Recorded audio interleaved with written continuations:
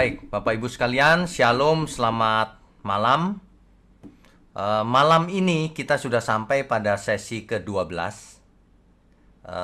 Kitab Keluaran. Seperti biasa kita akan menyusuri ayat demi ayat.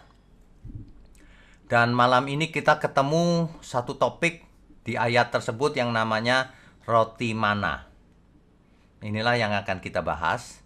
Tetapi bagi yang baru bergabung, kalau kita membahas satu topik bukan berdasarkan kitab Keluaran saja.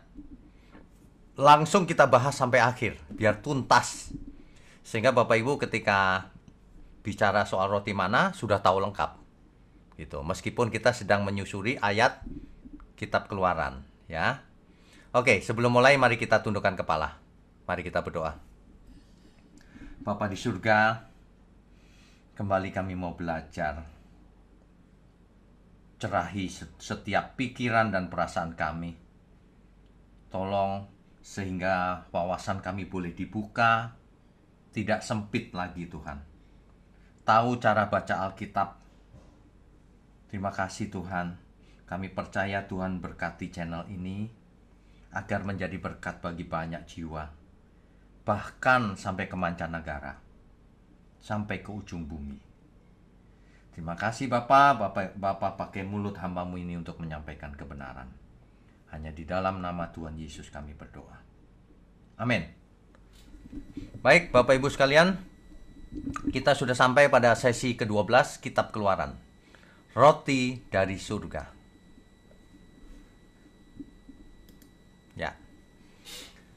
Terakhir kita sampai pada Keluaran 14 ayat 31. Itu terakhir tuh. Ketika bangsa Israel melihat laut terbelah, laut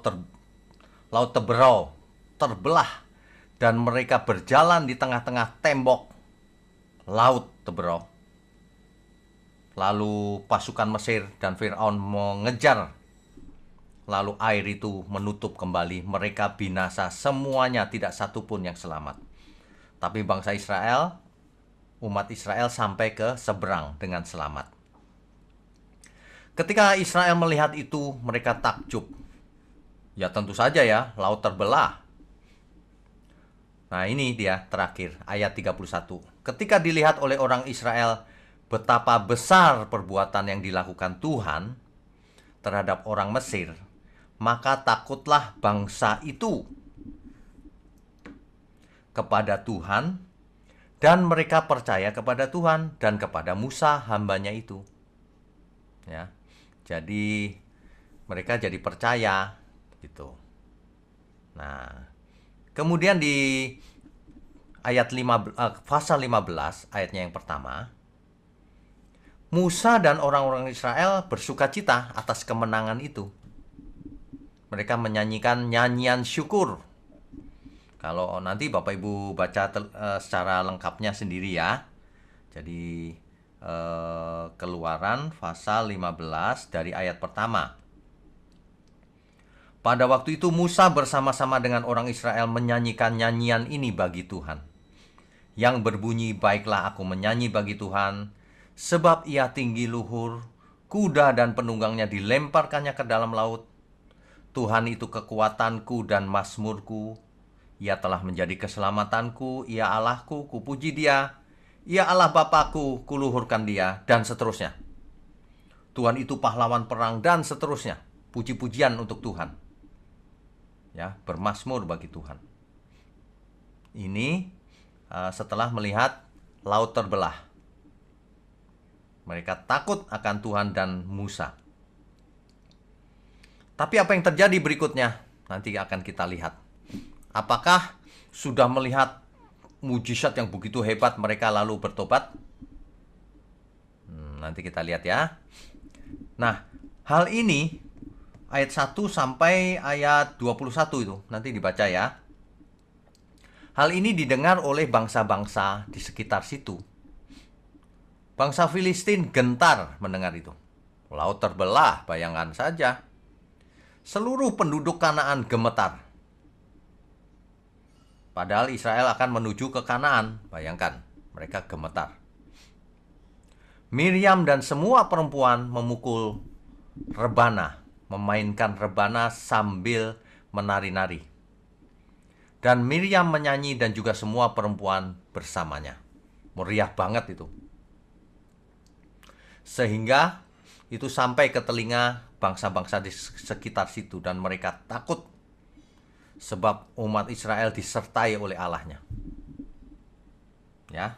Dan Allahnya ini benar-benar nyata, nggak seperti dewa-dewa itu yang tidak pernah muncul. Allahnya Israel membelah laut. Begitu, ya. Oke, kita lanjutkan dulu. Nah, Musa menyuruh orang Israel berangkat dari Laut Teberau. Lalu mereka pergi ke padang gurun Syur. Jadi dari laut nyebrang ke padang gurun Syur namanya. Nanti ya, diingat-ingat ya, padang gurun Syur. Berapa lama? 3 hari lamanya mereka berjalan di padang gurun itu dengan tidak mendapat air. Jadi dari Laut Teberau, kemudian mereka berjalan 3 hari lamanya. Di padang gurun gak ada air. Lalu mereka sampai ke lokasi atau tempat yang namanya Mara. Tetapi mereka tidak dapat minum air yang di Mara itu. Ada sumur di situ, sumur Mara. Setelah diminum, pahit rasanya, nggak bisa diminum.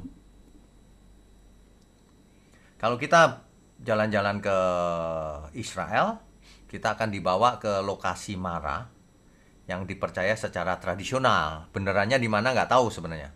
Tapi di situ ada sumur, ya nggak tahu juga apakah itu sumur yang dulu ini atau bukan.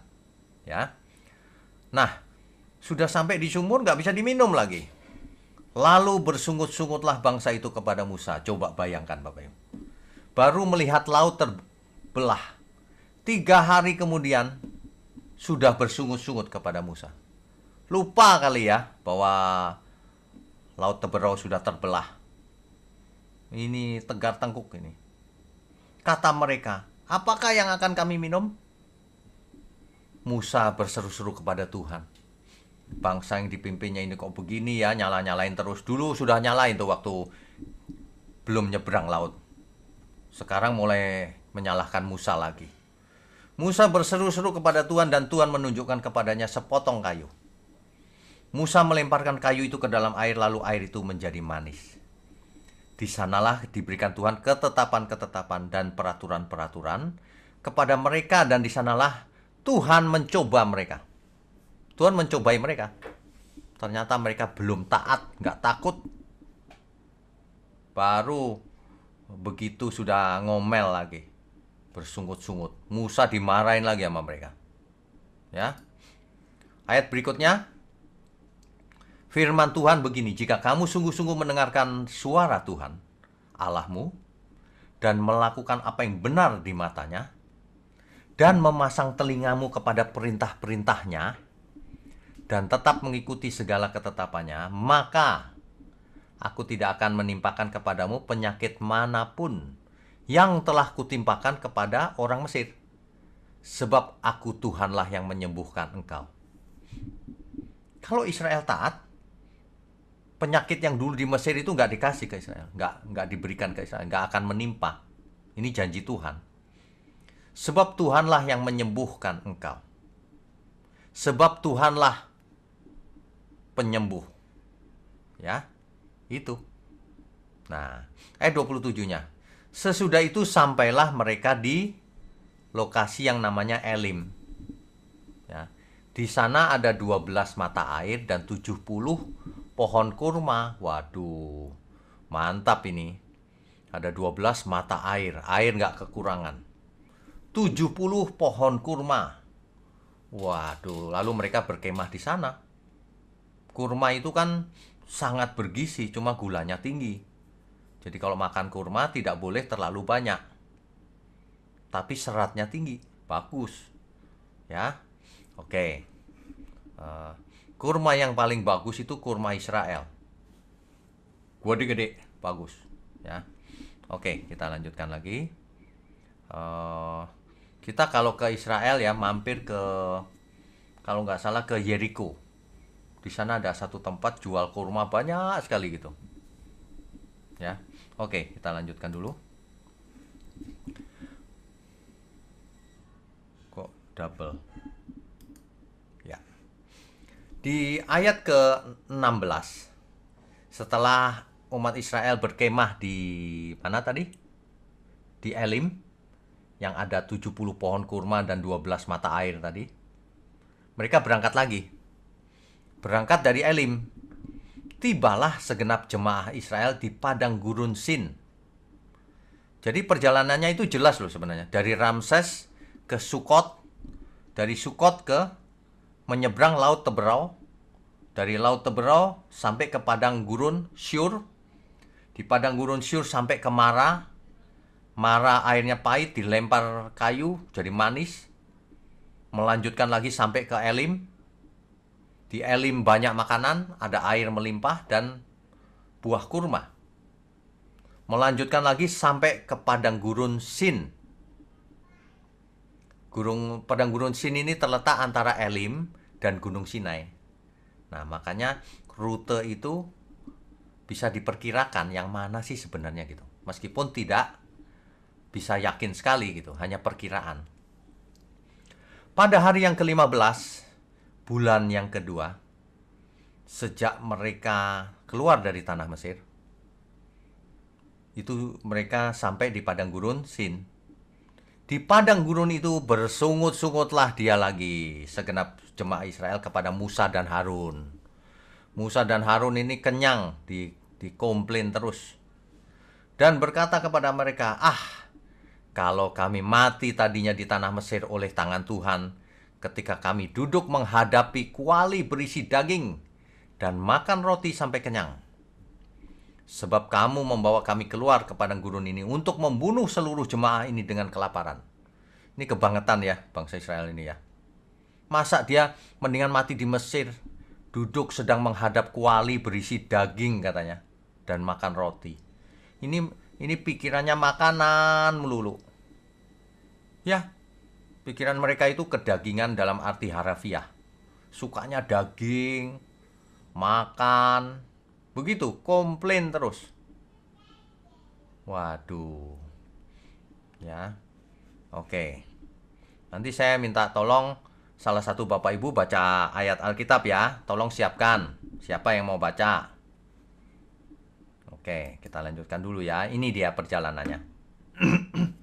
Ini adalah rute tradisional, bukan rute yang pasti, tapi orang-orang percaya ini rutenya, begitu katanya.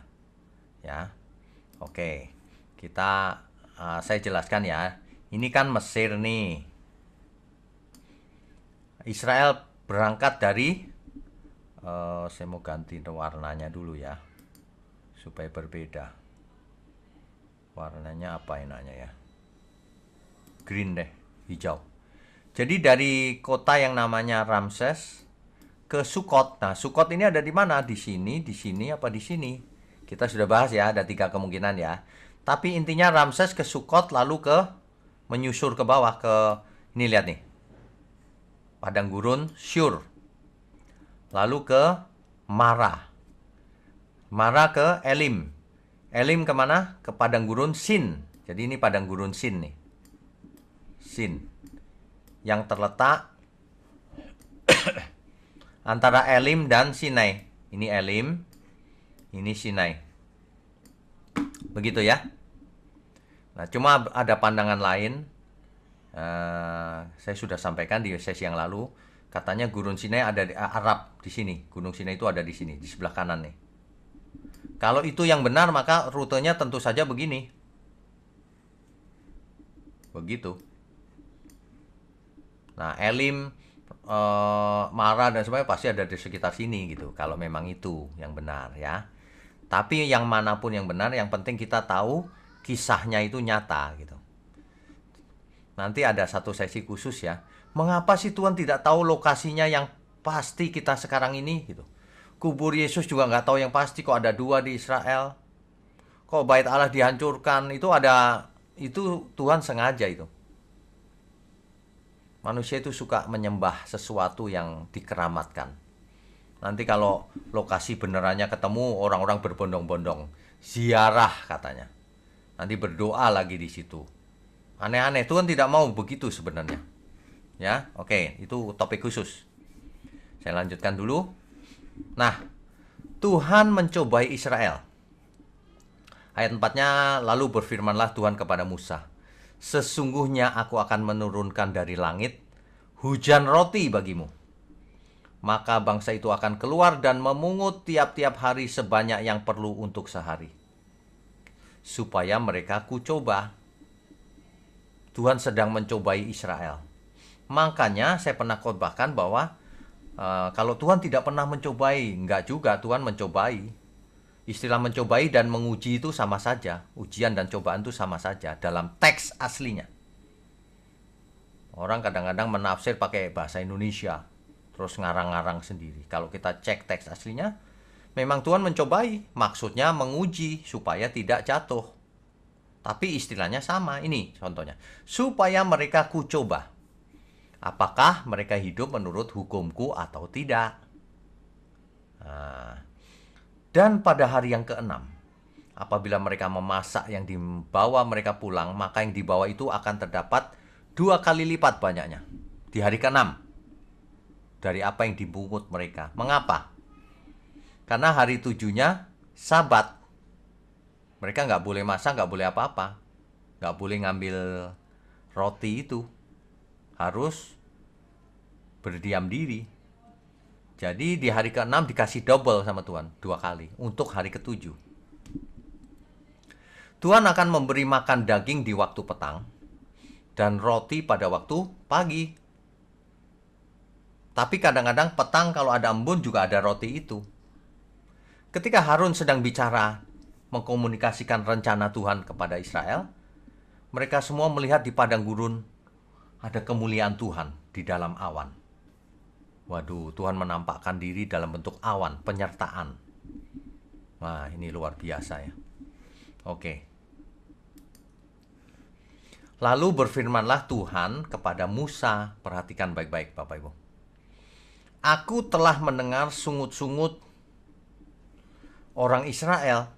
Katakanlah kepada mereka, pada waktu senja kamu akan makan daging.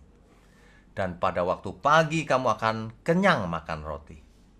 Maka kamu akan mengetahui bahwa akulah Tuhan Allahmu. Apa yang terjadi?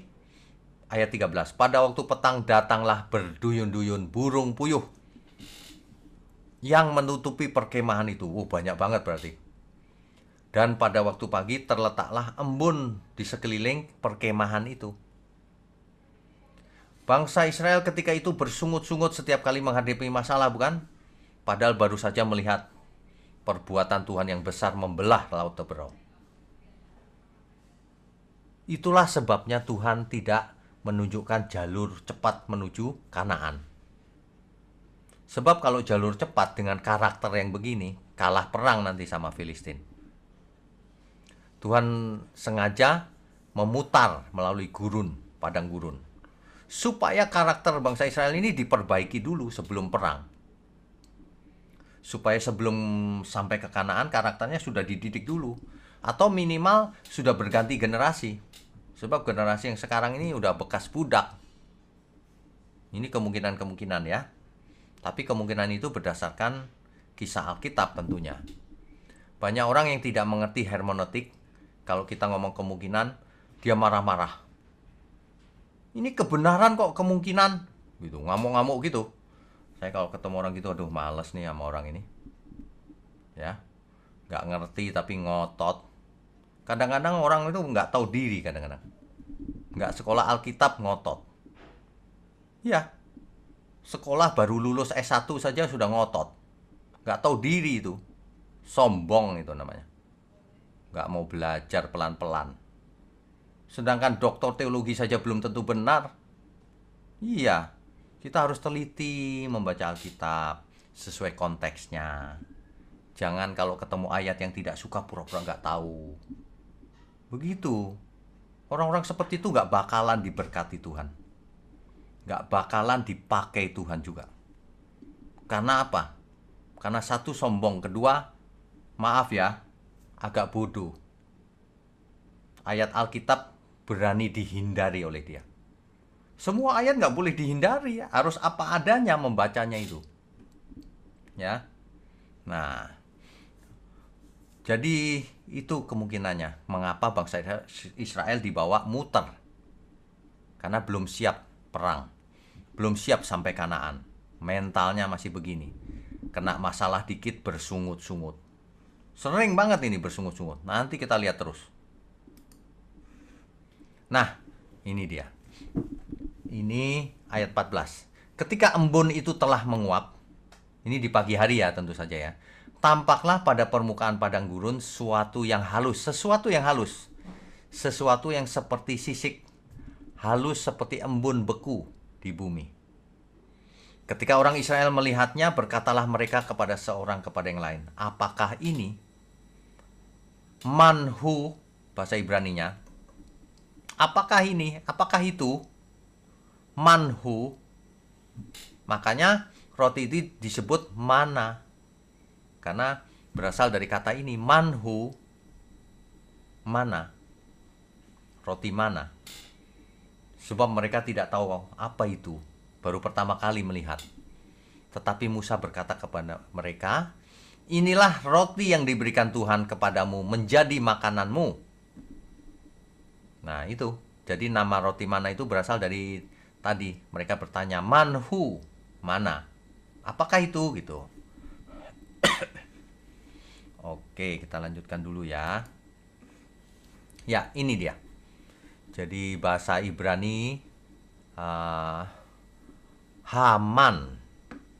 Ini ya, Haman. Ha itu definite article, the. Man, mana itu maksudnya. Sedangkan dalam bahasa Perjanjian Baru atau Yunani dipakai kata mana.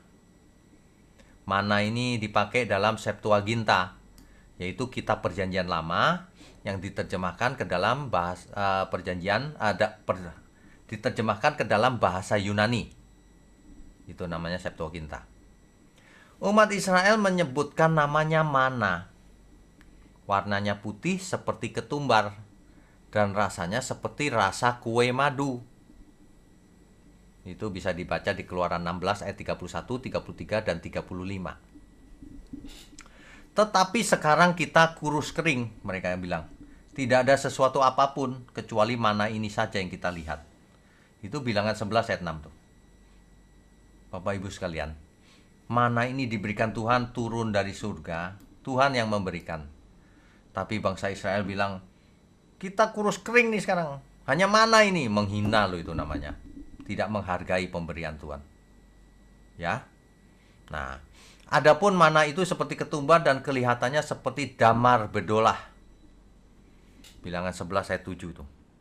Jadi seperti apa itu kita nggak tahu juga tuh. Nggak ada fotonya ya. Hari itu kan belum ada kamera. Kalau hari ini kita bisa foto. Makanya sampai hari ini itu misteri, roti apa itu sebenarnya. Kok bisa ada di padang gurun? Inilah keajaiban. Kita tidak usah heran. Laut Tebero saja terbelah, apalagi cuma roti. Makanya pakai nalar kita untuk belajar Alkitab. Kalau langit dan bumi aja bisa diciptakan Tuhan dari tidak ada menjadi ada. Nah roti ini ya gampang loh. Makanya tapi bisa juga turun di malam hari. Dan apabila embun turun di tempat perkemahan pada waktu malam, maka turunlah juga mana di situ. Bilangan 11 ayat 7. Ya. Jelas ya. Jadi banyak orang ya, beberapa pihak mencoba mengilmiahkan ini. Di padang gurun itu apa ya yang menghasilkan makanan ini ya? Ada yang mengira-ngira mungkin ada pohon tertentu yang mengeluarkan getah atau apalah. Atau serangga yang mengeluarkan madu. Memang ada sih getah yang ditemukan, getah yang ada di padang gurun atau serangga tertentu mengeluarkan madu. Ada. Ya. Atau ada juga yang itu fermentasi dari apa, jamur atau apalah gitu. Tapi percuma mengada-ada seperti itu. Nggak menjelaskan bagaimana bisa memberi makan bangsa Israel yang berapa juta itu. Selama 40 tahun, bayangin. 40 tahun makannya mana terus. Bosen kali ya. Tapi kalau kita ada di sana, kita nggak berani bosen. Diberi Tuhan kok bosen. Ya, makanya hari ini jangan suka bosenan, Bapak Ibu. Bapak Ibu nggak disuruh makan mana 40 tahun. Ya, jadi apa saja yang ada di meja makan disyukuri. Nanti rasanya enak. Jangan kedagingan. Kalau nggak ada daging marah-marah. Ya, ada orang seperti itu. Jangan. Kita belajar ya. Jadi ada orang yang nggak suka daging sama sekali. Saya ajarin, nggak bisa makan begitu, nanti kanker kau nanti. Lalu dia belajar makan sayur. Hari ini dia cerita sama saya, makan sayurnya banyak banget. Padahal pertama kali dia bilang, seperti kambing nih makan sayur gitu. Tapi luar biasa. Dia serius, hari ini doyan banget sayur. Ya, jadi orang nggak boleh rewel ya. Ini seperti bangsa Israel nih, dikasih roti dari surga, kalau malam dikasih burung puyuh, masih kurang. Waduh, ini pasti orang-orang yang suka kuliner ini. Ya. Oke, roti mana? Ulangan 8 ayat 3. Tadi saya sudah jelaskan ya bahwa Tuhan mencobai Israel. Apakah Israel taat atau tidak? Nah, di Ulangan 8 ayat 3 dijelaskan. Jadi, ia di situ Tuhan mau merendahkan hatimu, membiarkan engkau lapar, dan memberi engkau makan mana yang tidak kau kenal, dan yang juga tidak dikenal oleh nenek moyangmu, untuk membuat engkau mengerti bahwa manusia hidup bukan dari roti saja, gitu loh maksudnya, tetapi manusia hidup dari segala yang diucapkan Tuhan. Ya, jelas ya Bapak Ibu ya.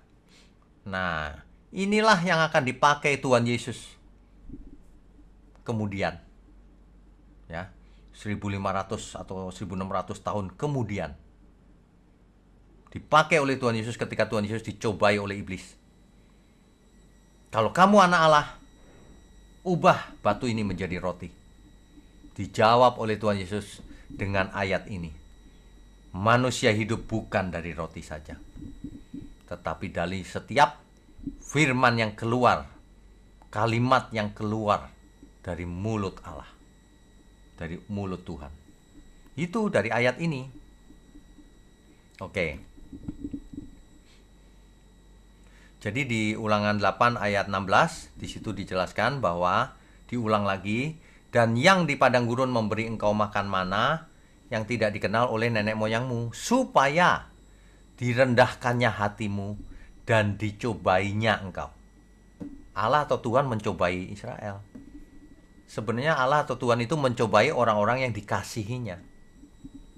Justru karena peduli dicobai, apakah taat apa enggak.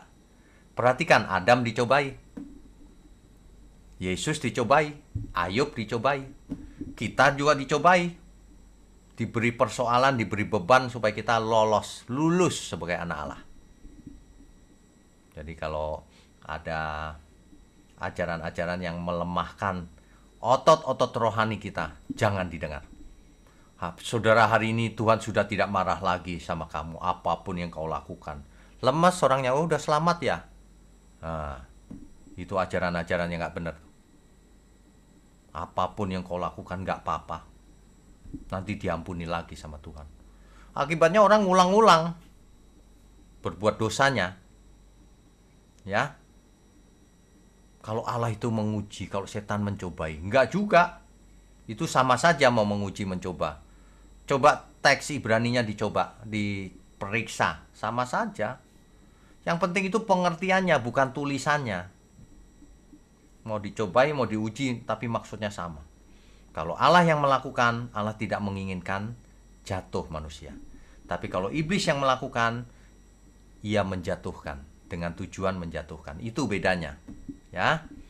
Nah, jadi Allah merendahkan hati orang Israel dengan cara mencobai. Tapi hanya untuk berbuat baik kepadamu nantinya, supaya semuanya mendatangkan kebaikan. Mana ini disebut juga, kadang-kadang disebut gandum dari langit. Dicatat di Mazmur 78 ayat 24. Ya. Nah, terus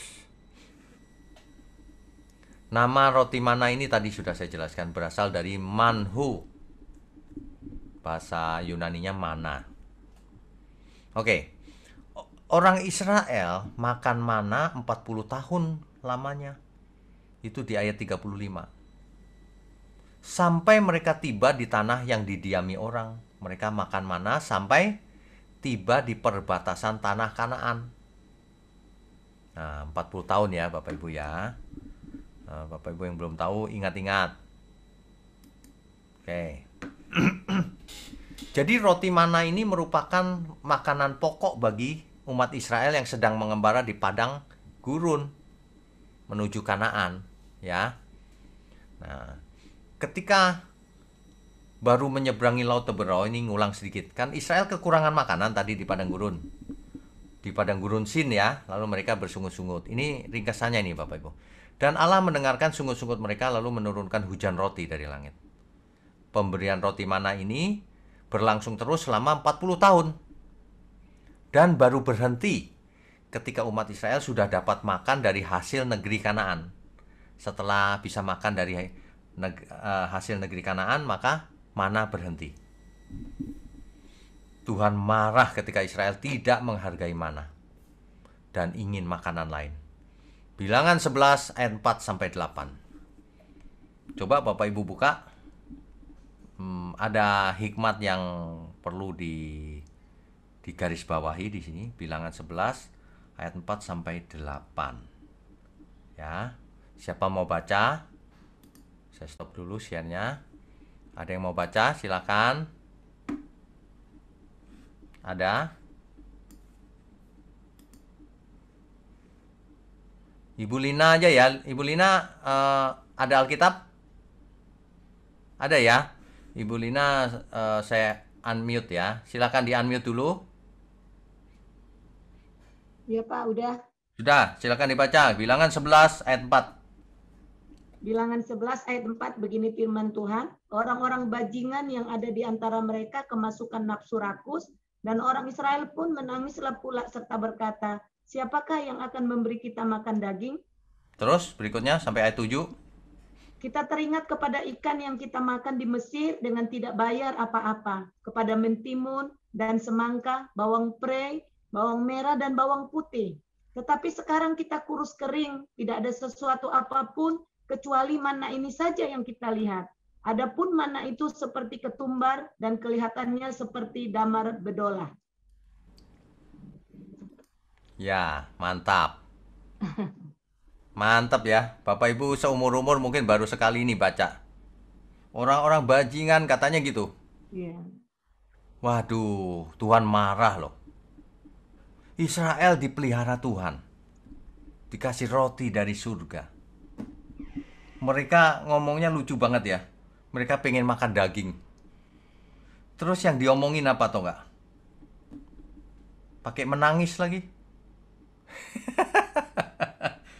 Kita teringat kepada ikan yang kita makan di Mesir. Ikan aja diingat-ingat. Sama apa lagi? Mentimun, semangka, bawang prei, bawang merah, bawang putih. Capek deh. Ketemu Tuhan, laut terbelah, mujizat dan sebagainya. Yang diingat-ingat kuliner terus. Siapa di antara Bapak Ibu yang tiap hari ngingetnya kuliner melulu? Mungkin kata-kata kedagingan itu lahirnya dari sini kali ya. Kedagingan, nafsu rakus. Aduh, ada suatu peristiwa di mana bangsa Israel minta daging, dikasih burung puyuh sama Tuhan. Mereka makan, padahal Tuhan sudah berpesan. Kalau makan jangan banyak-banyak ya, secukupnya. Makan banyak-banyak, mati mereka, burungnya masih di sini. Itulah kutukan Kirbot Tawa. Itu ada di Alkitab itu. Itu peristiwa ini. Di padang gurun minta burung puyuh tapi makannya sembarangan sampai dagingnya masih di sini, mati dia. Mungkin keselak kali ya. Ini loh, ini believe it or not nih. pengen mentimun, semangka, bawang pre, bawang merah, bawang putih, yang enggak aja. Yang diomongin makanan remeh-remeh. Aduh, bangsa Israel nih bener-bener deh. Si Musa bingung juga ya dimintain bawang putih, bawang merah di padang gurun, ya nggak bisa lah. Oke, kita lanjutkan ya. Baik, kita lanjutkan. Tadi sampai mana tadi? Oke, sampai di sini. Jadi, memang makannya 40 tahun makan mana. Tapi kalau malam kan makan daging. Kurang terus. Roti mana ini disebut gandum dari langit, gandum dari langit. Dan disebut roti malaikat, bayangin. Itu ada di Mazmur 78 ayat 24 dan 25. Gandum dari langit, roti malaikat. Tapi oleh orang Israel, enak bawang putih, bawang merah, mentimun, semangka, apa gitu. Waduh, nafsunya rendah. Nah, ini menjadi pelajaran buat kita juga. Kita jangan kuliner keterlaluan. Itu termasuk kedagingan juga. Mengumbar nafsu makan dalam hal ini. Makanya pandemi ini juga diizinkan supaya manusia introspeksi diri juga, apa yang harus kuperbaiki hidupku ini ya Tuhan. Termasuk makanan. Orang yang makannya sembarangan nanti banyak penyakit, banyak komorbidnya. Bahaya kalau kena virus. Nah, mulai sekarang ayo belajar makan yang benar. Konsumsi tadi itu flaxseed, chia seed, sayur-sayuran yang benar. Jangan makan lemak, daging gitu ya. Oke, kita lanjutkan dulu ya.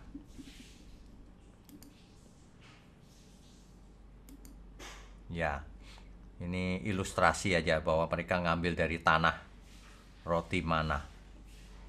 Dan roti mana ini bisa dibakar, Bapak Ibu. Jadi Tuhan mencobai bangsa Israel dengan roti mana. Apakah mereka menuruti hukum Tuhan atau tidak? Roti mana ini ada hukumnya, ada peraturannya. Mana harus dipungut tiap-tiap orang setiap pagi menurut keperluan saja. Jangan banyak-banyak ambilnya, seperlunya saja. Satu orang ngambilnya segomer, gitu ya. Seorang pun tidak boleh meninggalkannya sampai pagi. Nggak boleh disisakan maksudnya. Kan ngambilnya secukupnya, harus dihabiskan. Ada yang meninggalkannya sampai pagi, ada ternyata. Akibatnya apa? Berulat. Roti mananya berulat dan berbau busuk. Itu di ayat 20. Keluaran 16 ayat 20. Ketika terpapar sinar matahari yang panas, roti mana ini mencair. Habis juga, hilang. Nah, pada hari ke-6 mereka memungut 2 kali lipat. Sebab besoknya hari ke-7, hari Sabat. Jadi harus dibakar atau dimasak dan lebihnya disimpan sampai pagi. Mengapa? Besoknya nggak boleh masak, nggak boleh apa, Sabat. Nah, sehingga tidak busuk dan tidak ada ulat. Nah, Rabu depan kita akan bicara soal Sabat, hari ke-7. Kalau dulu Sabat itu seperti itu, hari ini apakah masih berlaku? Ingat, Alkitab itu progresif, harus satu topik harus dituntaskan sampai akhir.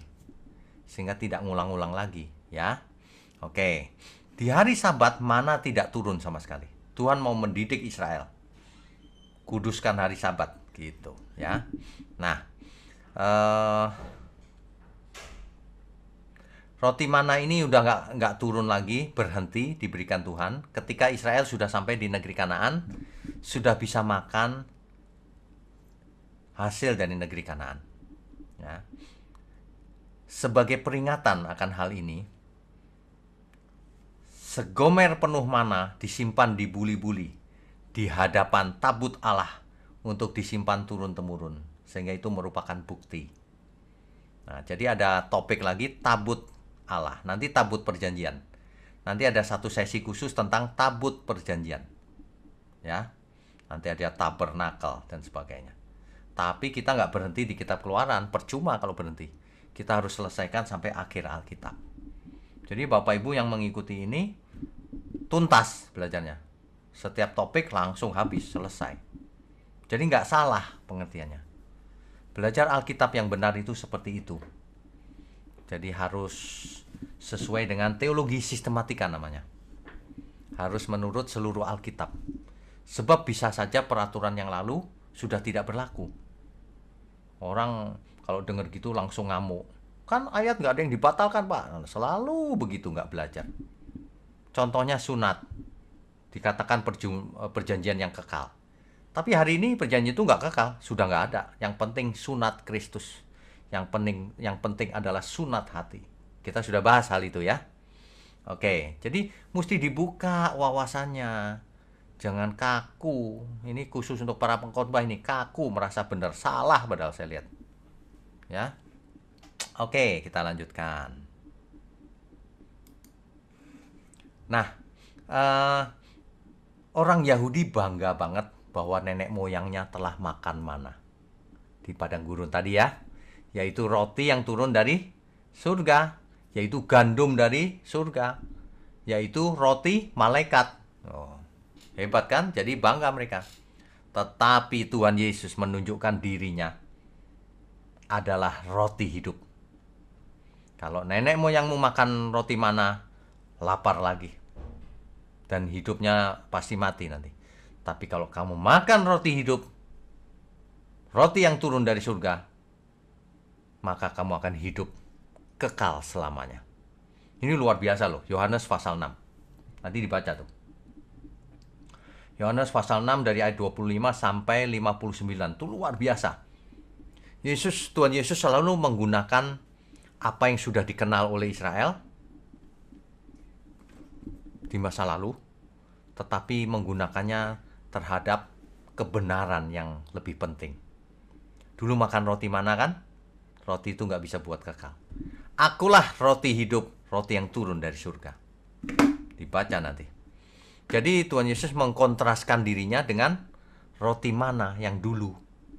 Ya, begitu.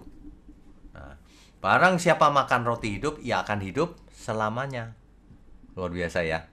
Kita sudah sampai di perjanjian baru. Kita nggak perlu tiap pagi cari roti mana, nggak usah. Sebab ada roti hidup yang turun dari surga. Tuhan Yesus. Oke, kita lanjutkan ya. Nah, Tuhan berkata begini dalam Yohanes 6 ayat 54. Barang siapa makan dagingku dan minum darahku, ia mempunyai hidup yang kekal, dan aku akan membangkitkan dia pada akhir zaman. Tentu yang dimaksud makan dan minum di sini bukan lahiriah. Masa kita suruh makan dagingnya Tuhan Yesus? Ya tidak. Nah, ini pasti figuratif. Maksudnya, kita harus mengenakan pikiran dan perasaan Tuhan Yesus. Harus mengkonsumsi firman yang benar. Di banyak ayat Alkitab jelas tuh, kalau kamu tetap di dalam firman-Ku, kamu benar-benar adalah murid-Ku. Kamu akan mengerti kebenaran dan kebenaran akan memerdekakanmu. Nah, mengkonsumsi, makan dan minum daging dan darah Yesus itu figuratif. Kita harus mengerti ya. Yesus memakai ayat Ulangan 8 ayat 3 ketika melawan cobaan dari iblis. Itu dicatat di Matius 4 ayat 4 dan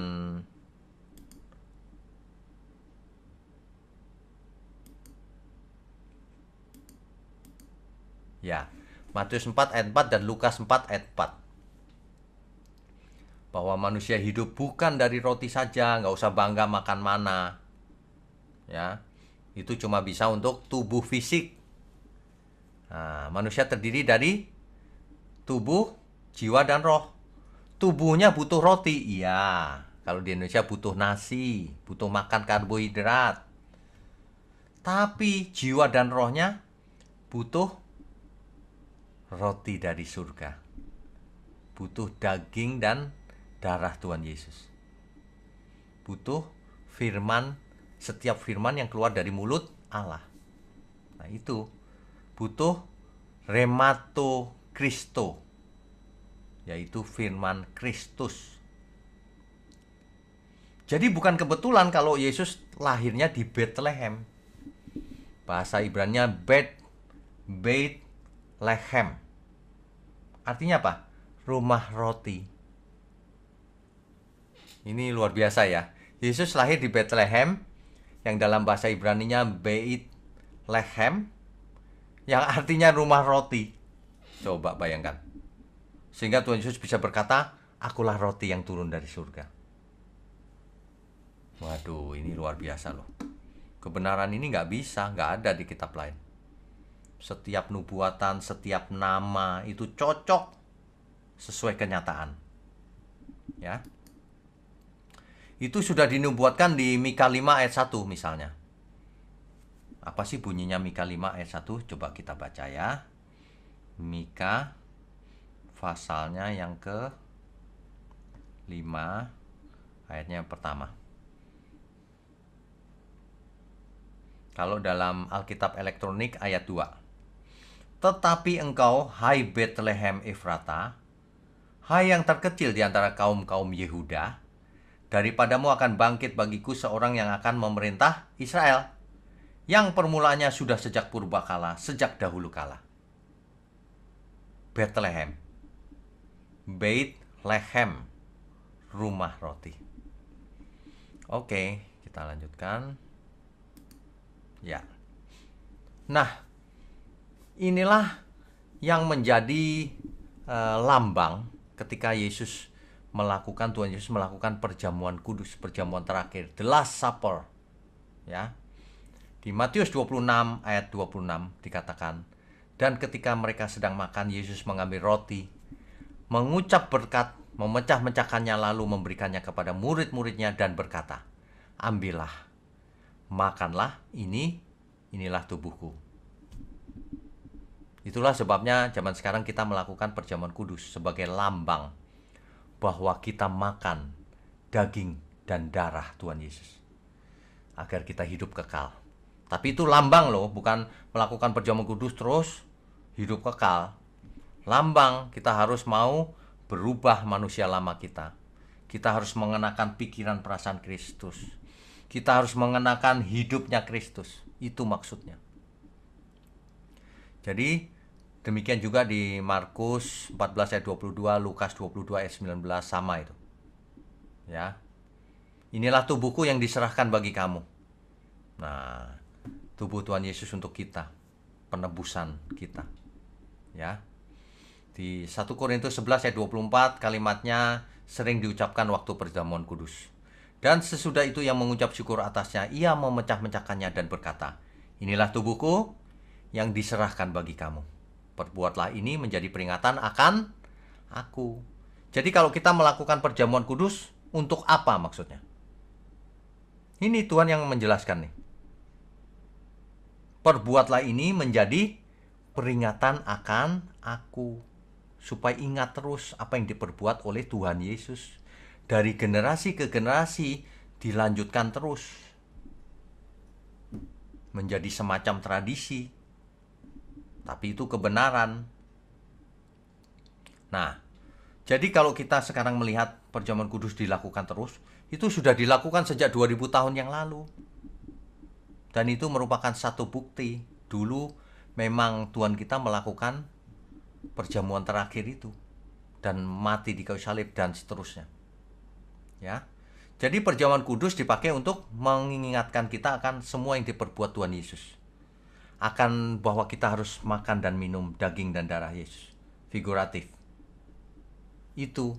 Jadi bukan perjamuan kudus itu, wah saya sakit flu, supaya sembuh minum minyak air perjamuan kudus, air anggur perjamuan kudus. Bukan, itu ngarang-ngarang kalau itu. Ya. Kalau belajar Alkitab itu tidak boleh ngarang-ngarang. Saya kasih tahu. Kalau orang berani ngarang-ngarang Alkitab dirubah-rubah, tunggu saja kutukan Tuhan. Tuhan bilang apa? Kalau ada orang yang mengubah satu iota saja firman, ya, maka ia menempati surga paling dasar. Maksudnya nggak ke surga itu. Kalau orang memanfaatkan ayat untuk kepentingannya sendiri, tunggu kutukan Tuhan. Ya. Perjamuan kudus bukan dihormati, dijadikan jamu. Kalau sakit minum ini. Waduh, Ini bentuk perdukunan dalam gereja ini. Yang mistis-mistis begini. Padahal kalau kita lakukan, aku mengingat akan Tuhan Yesus, kematiannya di kayu salib. Jadi aku pun harus mati memikul salibku sendiri. Matikan manusia lama. Belajar pada Tuhan Yesus menjadi muridnya. Sehingga aku mengerti kebenaran, hidup untuk kebenaran. Mati dosaku. Sehingga aku boleh berkenan bagi Tuhan. Kan begitu. Hidup cuma sekali, nggak mau benar. Kalau nggak ngerti, tanya pada yang ngerti. Jangan ngarang-ngarang sendiri. Di kitab Wahyu, dikatakan begini, Wahyu 2 ayat 17. Siapa bertelinga hendaklah ia mendengarkan apa yang dikatakan Roh kepada jemaat-jemaat. Barang siapa menang, jika kamu menang, menang dari apa? Perlombaan yang diwajibkan. Bukan Tuhan yang menentukan. Si ini pasti menang, si ini kalah. Bukan. Itu konsep takdir. Itu namanya konsep predestinasi. Itu tidak alkitabiah. Barang siapa menang, kepadanya akan kuberikan dari mana yang tersembunyi. Apa mana yang tersembunyi? Sudah dijelaskan oleh Tuhan Yesus, akulah roti yang turun dari surga. Jadi ketika sampai surga pun, mana itu Tuhan Yesus? Kita akan dikaruniakan mana, artinya kita bersanding, dimuliakan bersama Tuhan Yesus. Itu kata Alkitab. Ada amin ya. Jadi kalau belajar, nah ini adalah topik kita Rabu depan. Ya, Sabat masih berlakukah? Nah, jadi Bapak Ibu sekalian, kalau kita belajar tentang roti mana, jangan berhenti di Perjanjian Lama. Ini salah satu contoh yang baik nih. Kalau berhenti di Perjanjian Lama nggak ada artinya. Karena roti itu sudah nggak bisa kita dapat sekarang. Nggak ada roti mana zaman sekarang. Harus dilanjutkan sampai Perjanjian Baru. Jadi semua topik di Alkitab tidak boleh berhenti di Perjanjian Lama. Apalagi cuma pilih-pilih ayat. Harus dilanjutkan sepanjang Alkitab sampai Perjanjian Baru. Sehingga kita mengerti hari ini bahwa kita sudah memiliki roti mana, roti yang turun dari surga. Bahwa kita sedang makan daging dan darahnya. Maksudnya adalah bahwa kita sedang mengkonsumsi terus firman, apa yang keluar dari mulut Allah. Sebab iman timbul dari pendengaran, pendengaran akan firman Tuhan. Firman Tuhan adalah firman yang keluar dari mulut Allah.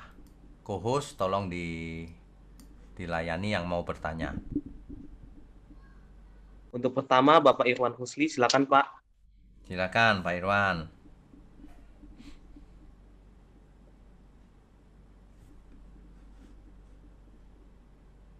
Oh, diambil. Ya, sudah. Shalom, Pak Winyo. Shalom, Pak. Pertanyaan saya adalah, Tuhan Yesus menyebutkan mengenai ini darahku, minumlah, tubuhku, roti. Tapi waktu mana itu tidak disebutkan banyak mengenai minumnya. Ya. Bagaimana, dan juga selalu Tuhan menjawab bahwa waktu dicobai oleh iblis, manusia tidak hidup hanya dalam roti. Bagaimana dengan minum? Sepertinya minum aspeknya itu agak kurang diberikan gitu, Pak. Gini, baik, gini. Kalau kita belajar Alkitab itu tidak bisa begitu. Seperti belajar matematika. Kok nggak ada minumnya di sini? Kok ada? Nggak begitu. Jadi kalau kita baca, bangsa Israel ketika makan roti mana pasti minum juga, cuma nggak ditulis. Pasti, ya. Nah, yang penting adalah apa yang dikatakan Tuhan Yesus. Tuhan mau menyempurnakan semua hukum yang di Perjanjian Lama. Jadi kalau dulu nggak disebut, ya disebut sekarang juga nggak masalah. Sebab makan pasti minum, gitu. Jadi yang paling sempurna adalah ajaran yang paling akhir, yaitu Tuhan Yesus. Gitu aja Pak, kalau ini mau mengerti Alkitab gitu aja. Yang terakhir aja posisinya. Kadang-kadang ya Pak, kadang-kadang nanti kita temui di Perjanjian Baru, kok nggak cocok ya sama Perjanjian Lama. Bisa begitu. Nggak apa-apa, yang penting kebenarannya itu sesuai fakta. Disempurnakan soalnya. Sebab Perjanjian Lama bilang, itu sunat itu kekal loh. Wah, Tapi ternyata enggak juga, sekarang nggak penting gitu loh. Jadi lo kok nggak sesuai nggak gitu? Disempurnakan. Ternyata yang lahiriah itu nggak penting. Mengapa? Karena tubuh kita yang lahiriah ini juga nggak bakalan masuk surga. Akan jadi debu kan? Yang masuk surga adalah tubuh yang baru, yang dibangkitkan, tubuh kebangkitan. Gitu. Begitu ya Pak Irwan ya. Baik, Pak. Terima kasih, Pak. Tuhan God berkati. bless. Berikutnya, Baik, untuk penanya selanjutnya, Ibu Siska. Silakan, Bu. Oke. Malam Pak Wigno. selamat malam Bu. Saya mau tanya, kalau misalnya kita belum dibaptis, boleh nggak kita ikut makan perjamuan kudus? Oke. Sebenarnya di Makasih Pak Wigno. Ya, sebenarnya di Alkitab tidak ditulis, tetapi sebaiknya kalau peraturan gereja itu selalu begitu, Bu. Dibaptis dulu baru ikut perjamuan kudus. Untuk menghormati juga bahwa itu dilakukan oleh orang yang percaya, yang sudah komitmen. Nah, padahal orang yang sudah dibaptis juga belum tentu layak sebenarnya. Lah kalau dibaptis tapi hidup dalam dosa gimana? Itu ngeledek namanya. Jadi waktu kita melakukan perjamuan kudus harus dengan sikap hati yang benar. Karena kita melakukan titah Tuhan Yesus sendiri. Gitu, sebaiknya tidak. Kalau sebelum baptis. Begitu ya, Bu. Baik, Bu Siska, Tuhan berkati. Berikutnya. Baik, untuk penanya selanjutnya, Ibu Meme Pardosi.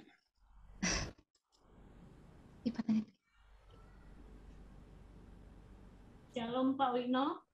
Shalom Bu.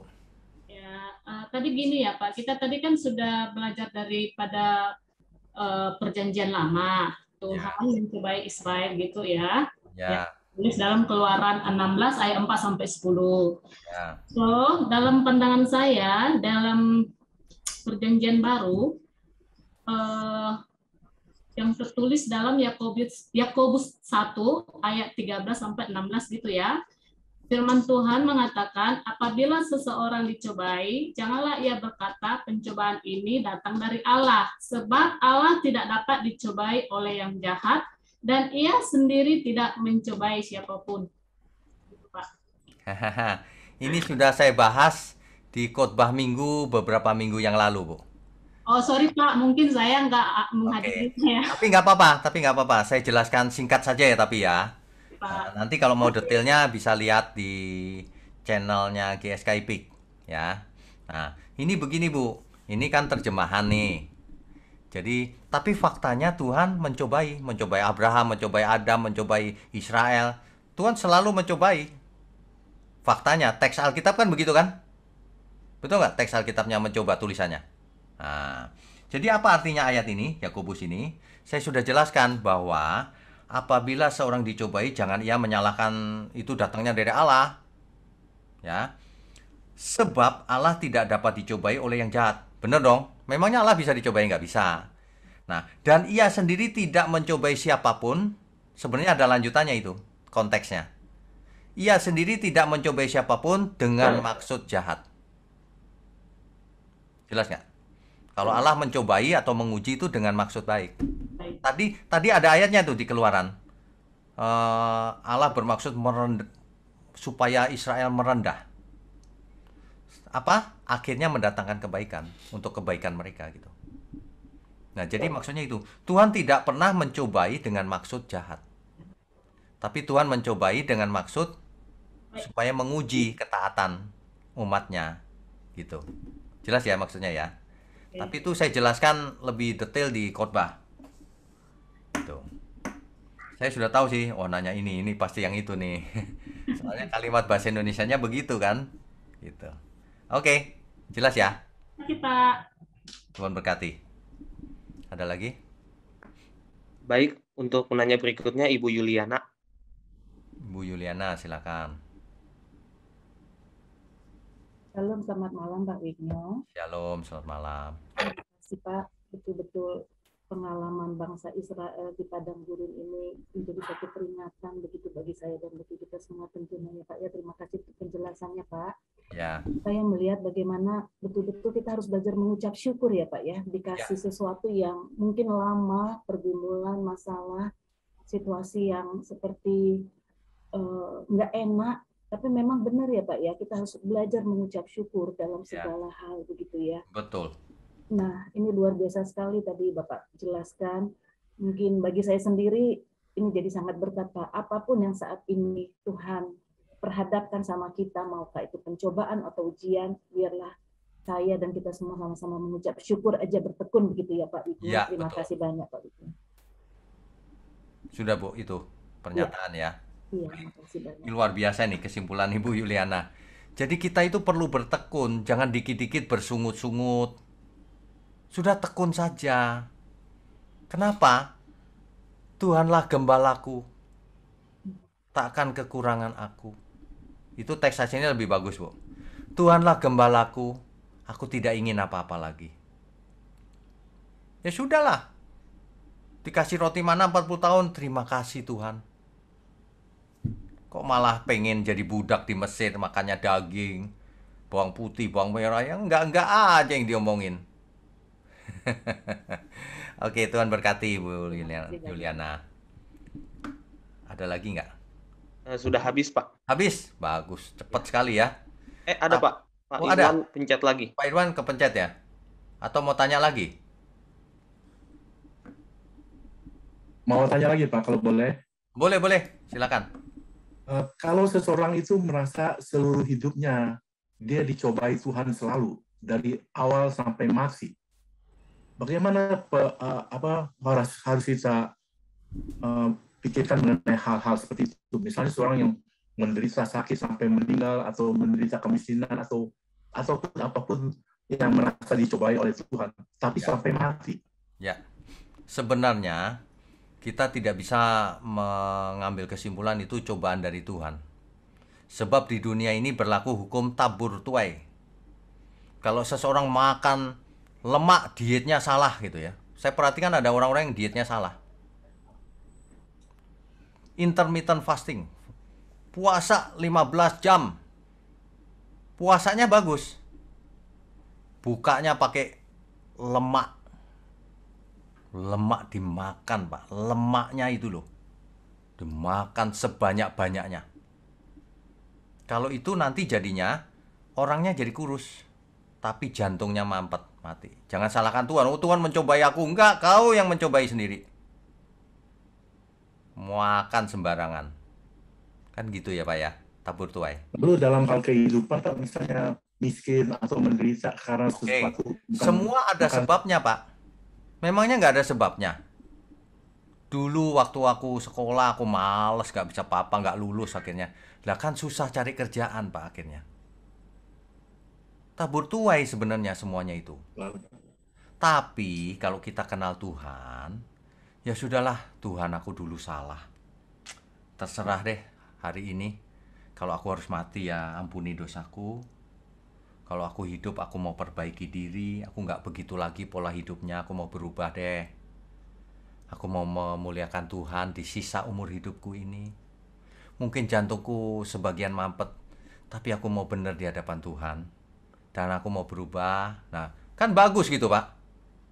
Mati itu nggak masalah sebenarnya. Yang utama itu kalau kita berkenan hidupnya bagi Tuhan. Dan masa lalu nggak penting. Tuhan nggak permasalahkan masa lalu. Jadi dalam hal yang berlawanan, kalau seseorang merasa kaya raya, senang-senang selalu itu, tidak bisa kita bilang itu diberkati Tuhan, Pak, maksudnya. Kita Ya enggak harus dong. hati-hati. Kesalahan diri sendiri. Ya kan? Tapi begini loh, Pak, ada satu firman yang bunyinya begini. Tapi Allah turut bekerja dalam segala hal untuk mendatangkan kebaikan. Itu dalam terjemahan lain nggak ada kata Allahnya malah. Segala sesuatu yang terjadi dalam hidup kita pasti mendatangkan kebaikan. Kebaikan di situ itu bukan kaya, sehat, bukan. Kebaikan di situ itu perubahan karakter kita, perubahan kodrat kita, pengenalan kita akan Tuhan. Itu ada hikmatnya banyak. Sehingga ketika kita mati, sudah berkenan di hadapan Tuhan. Gitu maksudnya, Pak. Maksudnya, Ya. Pak. Tuhan berkati. Oh, sekarang ada lagi. Oke, Iya, Pak. Ada. 3 ini terakhir deh. 3 terakhir ya. Pak Gustiawan.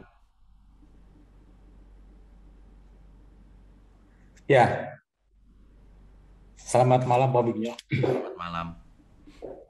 Mau bertanya ya, Gunung Sion itu harfiah atau figuratif Pak?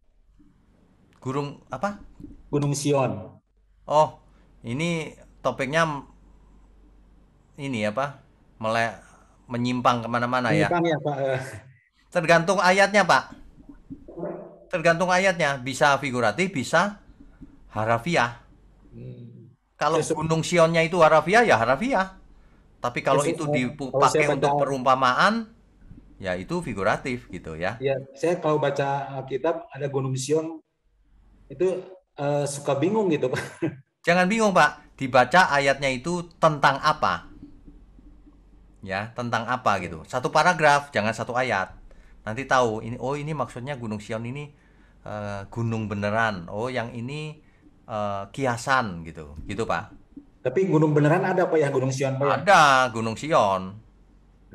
Oke Pak. Terima kasih Pak. Oke. Tuhan berkati. Tuhan berkati. Berikutnya.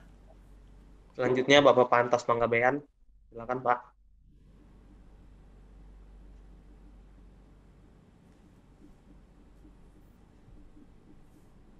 Ya. Kok suaranya nggak ada Pak? Ah ya. Pertanyaan saya mengenai perjamuan kudus ya Pak. Ya. Tadi Bapak bilang yang boleh menerima perjamuan kudus harus setelah dibaptis ya Pak. Itu aturan gereja Pak. Ya. Nah, saya sering melakukan gini Pak. Misalnya ada anak yang belum mencapai istilahnya akil balik gitu loh ya Pak. Ya, ya. Saya bersama istri ngangkat perjamuan itu. Ya. Lalu setelah selesai didoakan, kami serahkan kepada dia. Salah nggak itu Pak? Ini gini Pak. Kalau aturan gereja kan nggak boleh ya, tapi kita lebih penting aturan Tuhan Pak. Kira-kira Tuhan kaku begitu nggak? Kan nggak juga. Tuhan Yesus tuh nggak gitu Pak. Tuhan Yesus tuh anak kecil datang juga oke, dipangku malahan. Ya. Jadi betul, Pak. Jangan khawatir Pak, nggak usah kaku-kakuan Pak kita. Enggak, itu satu Pak ya. Kedua gini, saya kan di rumah bersama ibu ya. Ya. Ibu mertua kebetulan masih hagar ya Pak. Ya. Nah, sekarang kan sering perjamuan kudus kita melalui online ya Pak. Ya. Lalu ibu selalu bilang, aku boleh nggak terima itu dan aku ikut perjamuan gitu loh Pak. Lalu saya bilang boleh. Cuman saya bilang ini adalah mencerminkan tubuh dan darah Tuhan Yesus. Ibu mau terima nggak? Mau terima, ya udah. Jadi kita berdoa, lalu saya angkat sama istri dan lalu saya serahkan kepada ibu. Dan dia menerima dengan sukacita. Ya. Itu maksud saya salah tidak? Menurut saya sih tidak salah Pak. Justru orang ingin menerima itu kita beri, mau kok. Ini yang dikhawatirkan gereja ini dibuat main-main Pak. Orang yang belum dibaptis, anak kecil apa sembarangan gitu loh melakukannya. Makanya buat aturan begitu ya. Sedangkan orang yang sudah dibaptis juga bisa sembarangan Pak.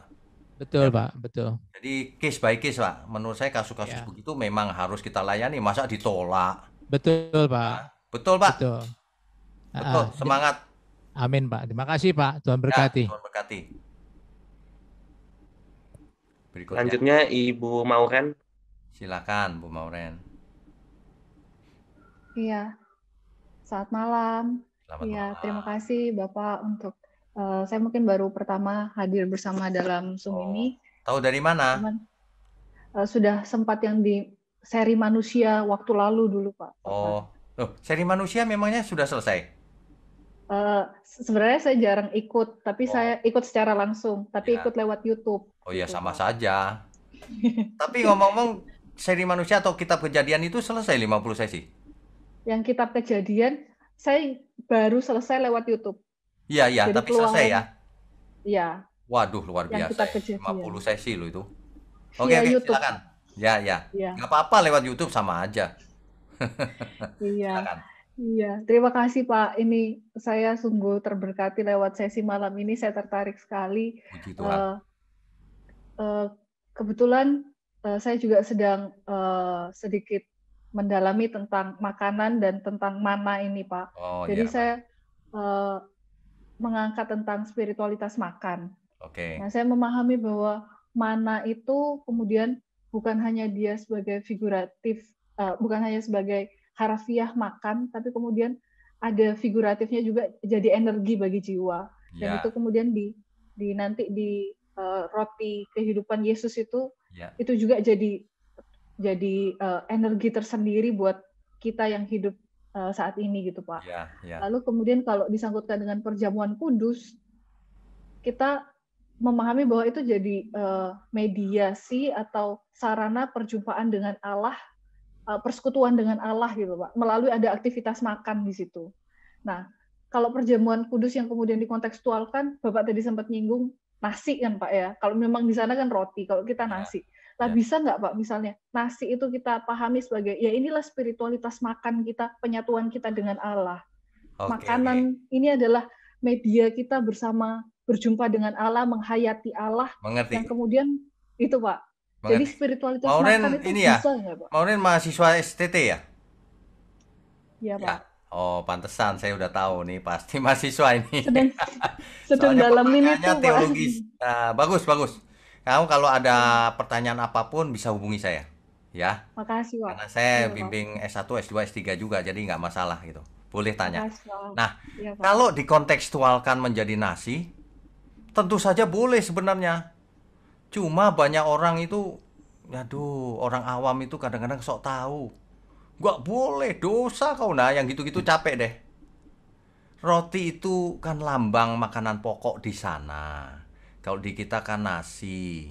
Kalau mau dikontekstualkan memangnya Tuhan keberatan. Tuhan itu nggak kaku, nggak liturgis. Tuhan itu maknanya yang penting. Cuman saran saya begini, karena teks Alkitab pakai roti, kita juga pakai roti aja gitu ya. Itu sarannya. Sedangkan kalau nggak ada roti diganti nasi ya boleh sebenarnya. Tapi jangan satu piring nasi. Kalau itu namanya makan besar.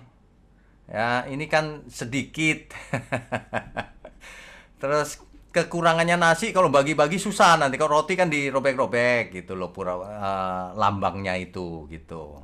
Tapi nggak apa-apa sih, itu kontekstual. Cuma nggak semua orang bisa menerima kontekstualisasi.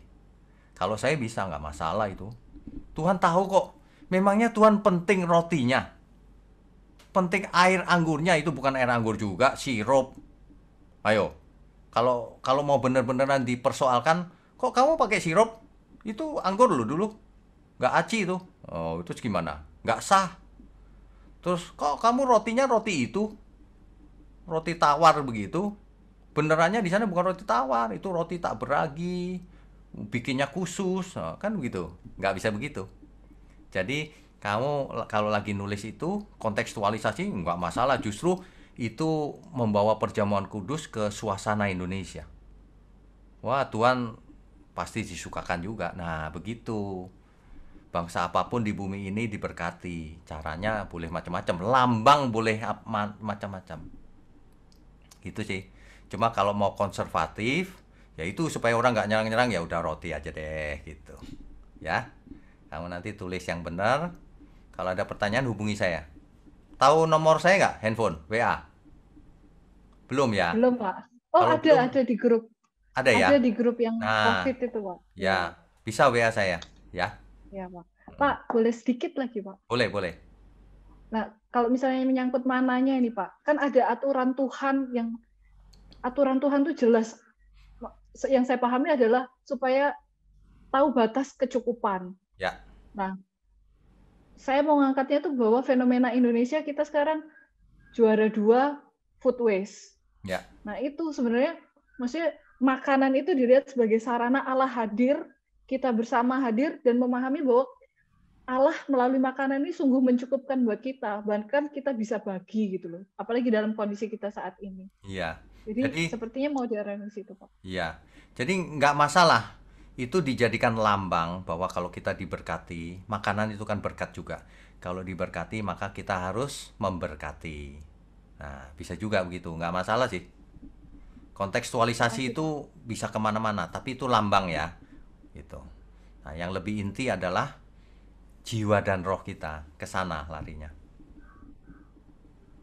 Kalau dikaitkan sama perjamuan dan orang akan datang dari timur, barat, utara, selatan untuk duduk makan bersama dalam perjamuan itu, Pak? Itu eskatologi. ya, itu akan terjadi di langit baru, bumi baru. Semua akan duduk semeja dengan aku, kata Tuhan begitu, sehidangan dengan aku. Begitu kan? Di langit baru, bumi baru itu ceritanya. Oh iya, Pak. Iya, Pak. Terima kasih, Pak. Oke, Tuhan berkati. Tuhan berkati semuanya. Yang terakhir Bu Lisha kali ya. Iya, Pak. Silakan Bu Lisha. Ya, thank you Pak Wignyo untuk pemaparannya. Saya dari minggu lalu penasaran mau nanya. Minggu lalu ya ada masalah kayaknya iPad-nya. Silakan. Saya kan Pak Wignyo suka menerangkan kepada kita ya beberapa kali masih belum tahu gitu ya letak tepatnya itu di mana gitu loh yang saat mereka menyeberang. Tapi saya sampai cari-cari juga di Google, terus saya mendapatkan satu ada perkiraan bahwa mereka menyeberang itu dengan jutaan orang itu less than 6 hours. Mereka dapetinnya itu dari Keluaran 14 ayat 27, Pak. Keluaran 14 ayat 27. Iya. Tapi sih mereka memulai pemaparannya dari Keluaran 12 ayat 29. Oke. Langsung ya mereka ambil kesimpulan di Keluaran 14 ayat 27. Jadi ya mereka bilang itu less than 6 hours. Saya bingung. Kalau lautan itu kan pasti panjang ya dan besar gitu ya. Less than 6 hours untuk jutaan orang itu berarti kan kecil sekali gitu loh nyebrangnya. Oke, pertanyaannya apa, Bu? Ya, jadi menurut Bapak apa gitu ya? Kan Bapak pasti lebih mengerti. Jadi begini, Bu. Ayat ini, ayat 27 ini tidak menyatakan 6 jam. Ya. Iya, dia bilang morning appear. Morning appear artinya apa? Musa mengelurkan tangannya ke atas laut, maka menjelang pagi berbaliklah air laut. Semalam-malaman Tuhan menghembuskan angin timur, lalu terbelah kan? Iya. Nah, lalu menyeberangnya berapa lama? Nggak tahu. Ini salah baca ini orang ini pasti, yang di Google itu. Dia pikir nyebrangnya segitu. Bukan, itu membelahnya yang segitu. Dari malam sampai pagi. Jadi baru membelah, bukan menyeberang ya? Bukan. Angin timur bertiup semalam-malaman. Kan begitu, saya sudah jelaskan. Iya. Barulah 6 jam, mungkin 6 jam, bolehlah 6 jam terbelah dia. Nah, nyebrangnya yang nggak disebut di Alkitab. Ibu bayangkan deh, jutaan, terus bawa ternak. Terus ada anak kecil, ada ibu-ibu. Waduh, itu lama. Saya bilang ini orang pemaparannya gimana ya? Saya juga bingung, makanya dari minggu lalu menanya. Banyak orang tidak logis, Bu, salah baca. Nah, yang kemungkinan yang saya sampaikan itu yang ada 3 menyeberang danau itu. Iya. Nah, itu mungkin juga, tapi nggak bisa dipastikan juga. Misalnya danau ya, jadi mereka nyebrang, itu pun lama pasti. Iya, pasti. Pasti. Nah, cuman begini, kalau danau banyak pertanyaan lagi, mengapa banyak pertanyaan pokoknya. Kalau laut juga banyak pertanyaan. Laut itu kan dasarnya dalam ya, lah jutaan mana bisa turun ke dasar laut? Betul. Nah, nanti berandai-andai orang, oh itu melandai begini, pelan-pelan turun ke dalam. Nah, bisa juga. Intinya gini aja, apapun yang Alkitab katakan, kita percaya itu fakta. Karena sudah terbukti selama ini sesuai fakta. Cuman Tuhan sengaja itu, detailnya itu tidak disampaikan. Bos ya, iya. Saya khotbahkan khusus tuh, kenapa detailnya itu nggak disengaja disampaikan. Tapi memang bagus juga sih penyampaian Pak Wignyo melalui yang hari Kamis itu, kebenaran itu bagus Pak. Jadi kayak gini kita nggak terima informasi aja kan. Kita kan logikanya juga berpikir gitu loh. Nggak mungkin gitu loh. Ya, jadi banyak orang nggak gitu Bu. Udah sekolah STH gitu, sombongnya minta ampun. Baru STH. Gimana nanti kalau sudah doktor? Ya. Banyak, saya nemuin banyak. Iya, makanya kalau saya ngomong ada 3 kemungkinan nih. Kebenaran kok kemungkinan gitu. Wah, udah capek deh sama orang kayak gitu. Udah kita nggak cocok, sorry ya. Kalau ketemu saya mau belajar, saya ajarin. Kalau mau debat nggak usah, anggap aja kau lebih pintar dari kita. Udah, titik. Iya, saya juga dimarahin Pak sama satu pendeta gara-gara ngasih tahu tentang apa maksudnya otomatis orang Kristen nggak masuk surga. Saya didebat, saya bilang udah deh Pak, yang penting Bapak percaya Tuhan Yesus aja, melakukan yang baik aja deh Pak. Saya bilang gitu. Ya gitu aja. Diem aja Bu, nggak ada gunanya debat sama orang yang nggak ngerti, itu nggak ada gunanya.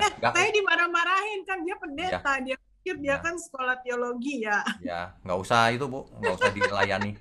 Saya cuekin aja. Oke. Pak Wigneo. Ya, Tuhan berkati ya. Yes. Oke, Bapak Ibu sekalian, malam ini sudah selesai dengan happy ending ya. Nggak ada yang marah-marah kan? Oke, kita tutup dengan doa ya. Mari kita berdoa. Bapa di surga, terima kasih untuk malam ini. Kami sekali lagi diberkati. Sungguh banyak berkat yang sudah kami terima selama hidup kami. Ampuni kalau ada yang salah, tapi kami mengucap syukur dengan adanya channel ini. Pembelajaran ini juga untuk kami semua, termasuk saya sebagai pembicaranya. Kiranya Tuhan berkenan terhadap apa yang kami lakukan. Bapa di surga, biarlah ada banyak orang yang mendukung channel ini. Yang mendukung maksudnya adalah menyebarkan seluruh kebenaran ini, agar banyak orang makin mengerti dan nama-Mu dipermuliakan. Diberkatilah orang yang mendukung kebenaran Tuhan, firman Tuhan, yang berdiri di pihak Tuhan. Terima kasih Tuhan, hanya dalam nama Tuhan Yesus Kristus kami berdoa dan mengucap syukur. Amin. Oke.